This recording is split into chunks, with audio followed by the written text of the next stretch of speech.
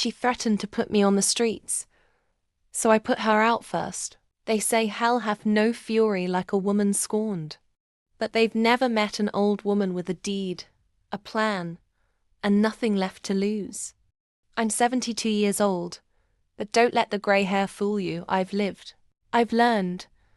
And when the people you gave life to threaten your life, it changes something in you. Let me take you back. My daughter and her husband have been living in my house for nearly 3 years. Rent-free. Food. I cooked. Bills. I paid. All I asked was for respect. Instead, one night during a minor argument about her husband's laziness, my daughter turned to me, eyes cold, and hissed, "You better start respecting my husband. Keep talking, and you'll find yourself on the street." Imagine that. In my own house. I didn't shout. I didn't cry.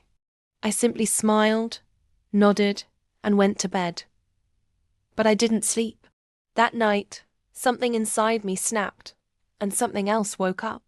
The setup. The next morning, I began my quiet revenge. Within a week, I sold the house my house to a private buyer. A lovely young woman named Sarah, who reminded me of myself at her age. Smart, quiet, and efficient. I made one condition in the sale. I'd be allowed to rent the small guest suite in the back, and once the paperwork was signed, I'd need her to formally evict the current residents within 30 days. She agreed. My daughter and her husband came home to an eviction notice posted on the front door. I watched from the garden as they read it confused, then furious. They burst in, demanding to know what was going on. I simply pointed at the name on the deed. Not mine anymore. Not theirs either. "You said I'd be on the street," I said sweetly. "Turns out you are." But I wasn't finished. A week after they moved out, I invited Sarah, the new owner, for tea. We sat in the garden, laughing like old friends. Then she handed me the keys to her car. "Are you sure?" I asked. "It's yours," she smiled. "Just like we agreed. And the job offer stands too. You'll be managing all 6 of my properties now. I don't trust anyone else." See, what my daughter didn't know was that during those sleepless nights, I wasn't just angry, I was researching.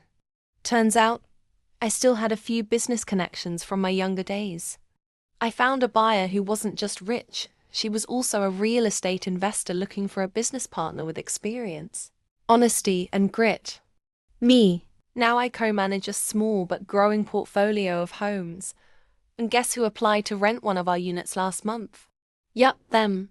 I declined their application. Politely, of course. Credit score too low. Job history too unstable. Personality? Let's just say, not a good fit. Like stories with savage twists and cold revenge? Then hit subscribe and turn on notifications, because I've got more tailies that'll make your jaw drop and your heart race. You've never seen karma like this before.